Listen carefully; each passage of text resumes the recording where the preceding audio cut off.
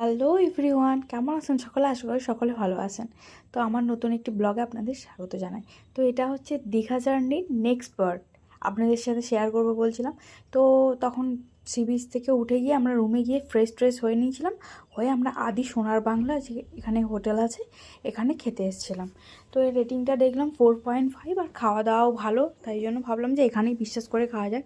তো আমরা নিয়ে নিয়েছিলাম ডিমের থালি, তার সঙ্গে দুটো সবজি ছিল, ডাল ছিল, স্যালাড ছিল, টক দই নিয়ে নিয়েছিলাম আলাদা করে। দিয়ে খাওয়া দাওয়া তো বেশ জমিয়ে করলাম, গল্প টল্পও করলাম। করে এসে আমাদের সুইমিং পুল ছিল হোটেলের মধ্যে। তো ভাবলাম যে সুইমিং পুলে না আড্ডা দিয়ে থাকা যায়, আর বাকিরাও ছিল খুব এক্সাইটেড যে সুইমিং পুলে নামতে হবে আর হবে। তো সেই হিসাব করে সুইমিং পুলে সবাই মিলে এলাম, এসে একটু আড্ডা দিয়ে দিচ্ছিলাম, মজা করছিলাম, আর একটা কোক নিয়ে নিয়েছিলাম সবাই একটা করে। তো এখানে দেখুন সবাই ক্যাচ নিয়ে নিয়ে কীভাবে কোকগুলোকে লুকছে, যে যার মতো আনন্দ করছিলাম। এত ভালো লাগছিল মোমেন্টটা। আর বন্ধুদের সাথে ঘুরতে যাওয়া সত্যি ভীষণই ভালো লাগে। হয়তো বেশি আপনি ক্লিপ নিতে পারবেন না, হয়তো ফটো তুলতে পারবেন না, কারণ আড্ডা মারতে গিয়ে, গল্প করতে গিয়ে, ঘুরতে গিয়ে, কিন্তু যেটুকু মানে ঘোরা হয় বা যেটুকু আনন্দ করা হয় সলিড হয় কিন্তু।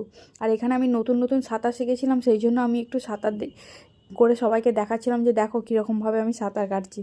সেই ভাইরাল শটটা, দুজনে একসাথে সুইমিং পুলে পড়ে যাওয়া, সেই শটটা নিলাম। দিয়ে সুইমিং পুলে নাচানাচি করে চলে এলাম রুমে। দিয়ে ফ্রেশ হয়ে গিয়ে জগন্নাথ মন্দিরের উদ্দেশ্যে গিয়েছিলাম। কারণ এখন দীঘার যে মেন দৃষ্টান্ত বলতে পারেন বা মেন যে আকর্ষণ বলতে পারেন, সেটা হচ্ছে জগন্নাথ মন্দির।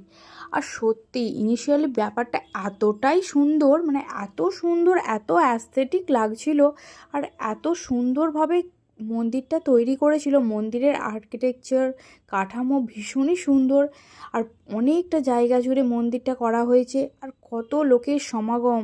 আর এত ভালো লাগছিল ওই জায়গাটায় গিয়ে, নিখুঁতভাবে বানানো হয়েছিল। তারপর ওখান থেকে এসে আমরা ওল্ড দীঘাতে চলে এলাম। এসে এখানে একটু চা খেয়ে নিয়ে এখানে মার্কেটটা এক্সপ্লোর করছিলাম। তো ঘুরে বেড়াচ্ছিলাম, সেরকম দেখার মতো কিছু ছিল না, নেওয়ার মতো কিছু ছিল না, কারণ ওখানে যেগুলো পাওয়া যায় এখানেও সেগুলোও পাওয়া যায়। কিন্তু তবুও একটু ঘুরে নিচ্ছিলাম, তার মধ্যেই যদি নতুন কিছু পাই। আর এখানে পাপড়ি চাট, দই ফুচকা খেয়ে নিচ্ছিলাম। এই কাকুটা এত সুন্দর বানিয়েছিল যে কি বলবো। আর এনায়া তো একটু গাড়িতে চড়ে নিচ্ছিল, আর আমি এখানে তারপর খাওয়া দাওয়া করে একটুখানি কেনাকাটায় মন দিয়েছিলাম। এই শাখাগুলো নিয়ে এসেছি জানেন। তারপর ওখানে সি বিচে বসে বসে অনেকক্ষণ ধরে গল্প আড্ডা দিচ্ছিলাম। দিয়ে এখানে রুমে চলে এসেছিলাম রুটি তড়কা সব নিয়ে খাওয়া দাওয়া করার জন্য। তো এখন পর্যন্ত এইটুকুই, দেখা হবে নেক্সট পার্টে।